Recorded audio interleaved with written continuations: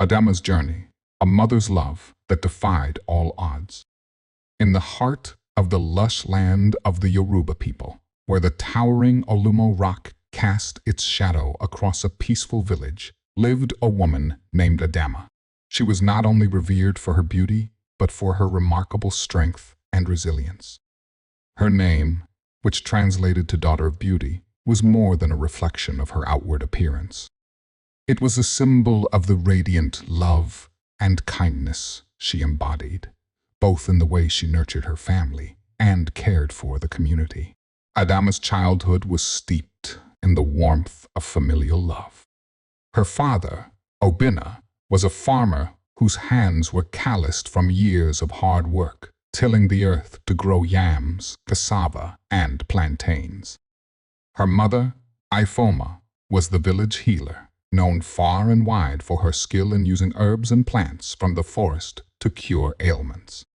It was Ifoma who taught Adamma the sacred arts of healing and the ancient ways of their people, sharing knowledge passed down through the generations. Adamma's heart was full of admiration for her mother, whose wisdom had the power to ease pain and bring comfort in times of need. Growing up, Adamma was a vibrant, lively child. Her laughter echoed like the sweet melodies of birds, and her warm smile was like the rising sun, brightening the darkest corners of the village. It was no surprise when Emeka, a young warrior, fell in love with her. Emeka had grown up in the same village, and though his strength and courage were known by all, it was his gentle heart that truly captured Adamma's affection.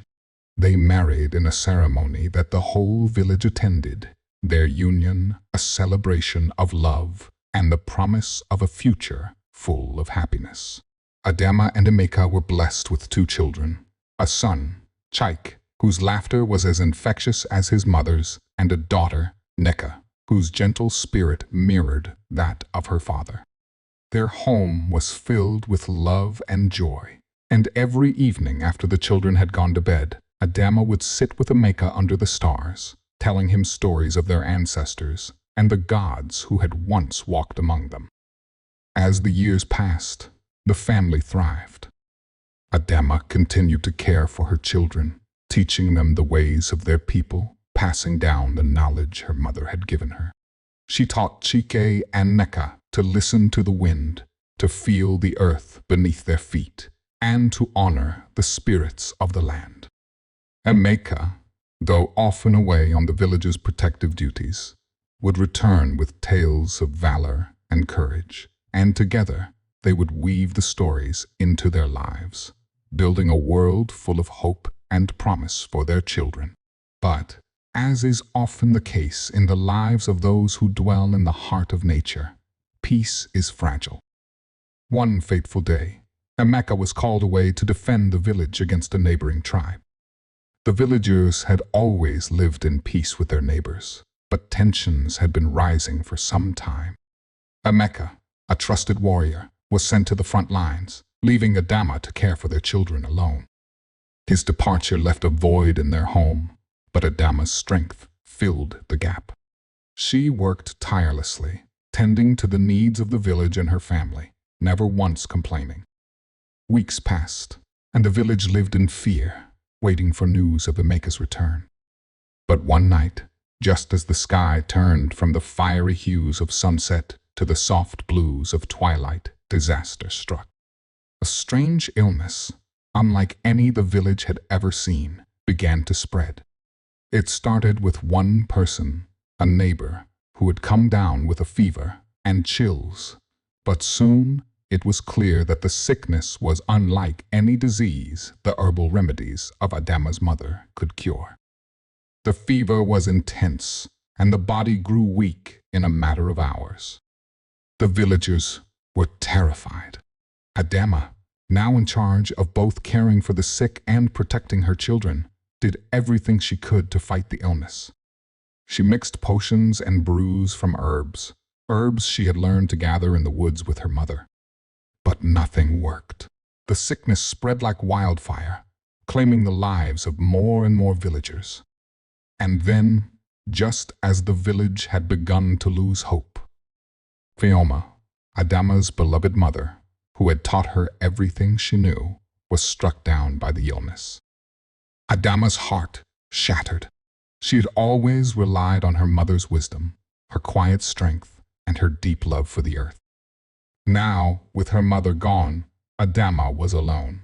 The burden of caring for her children, guiding the village, and searching for a cure seemed unbearable.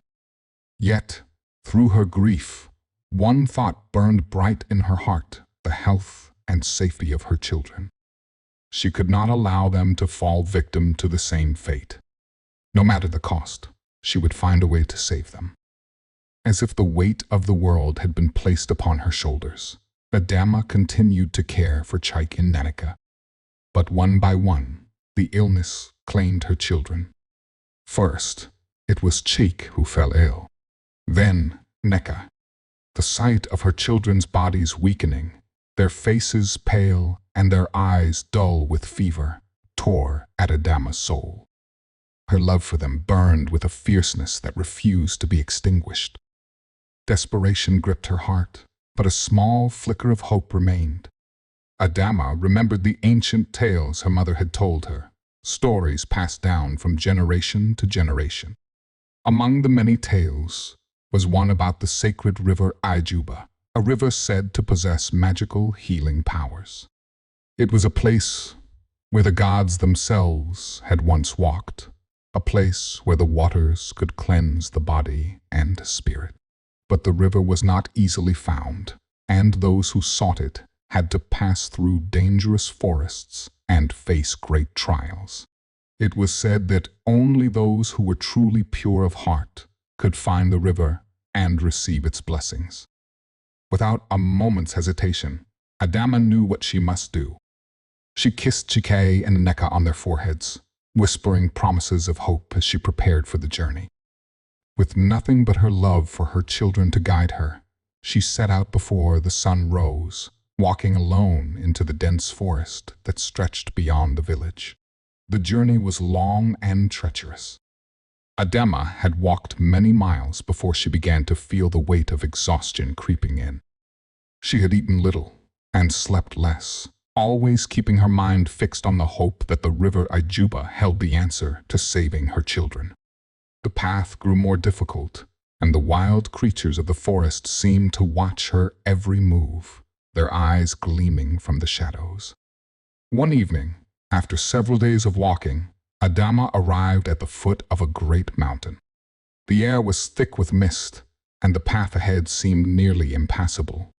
She had heard the legends of this mountain, how only the bravest and most determined souls could climb it, for the spirits that resided within were known to test the hearts of those who sought the river. But Adamma was resolute. She had come too far to turn back now. With determination in her heart, she began the climb, her hands aching as she grasped the jagged rocks, her breath shallow from the exertion. As she neared the summit, she was confronted by an old woman, her face hidden beneath a veil of mist. The woman was the guardian of the river, a spirit who protected the sacred waters from those who sought it without pure intentions. "Why do you seek the river Ijuba?" the spirit asked, her voice carrying on the wind.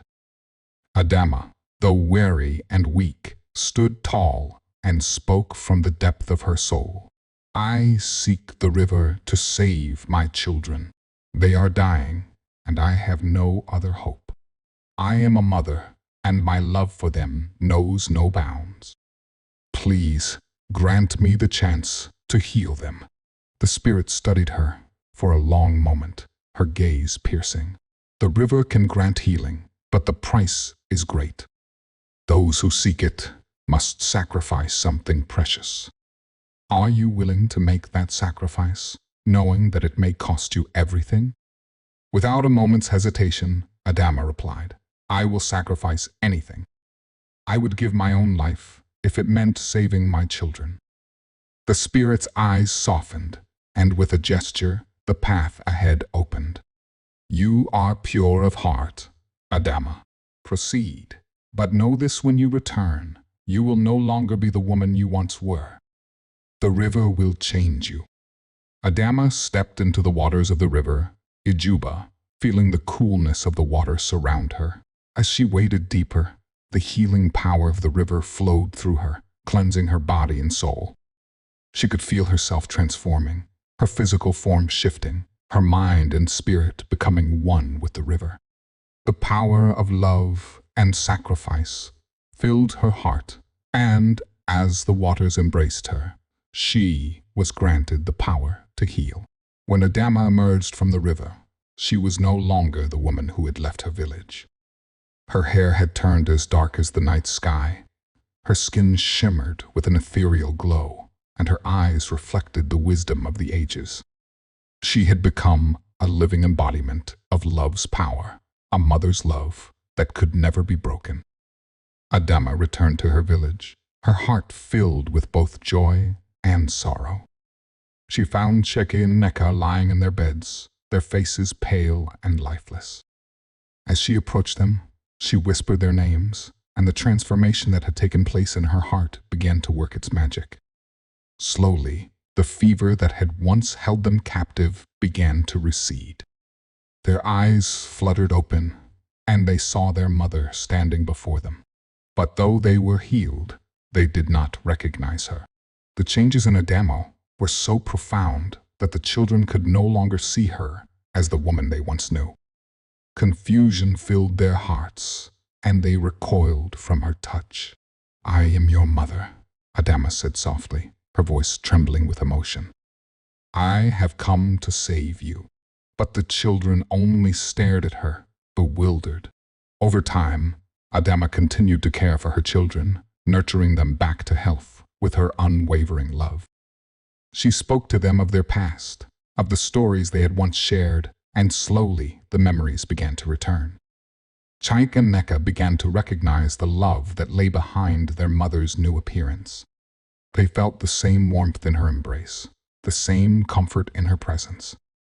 And with time, they understood the sacrifice she had made to save them. The village, too, began to heal. News of Adamma's journey and the miracle that had saved her children spread like wildfire. People marveled at her strength and the power of a mother's love. Adamma's name became synonymous with resilience, and her story was passed down from generation to generation as a testament to the boundless love a mother has for her children.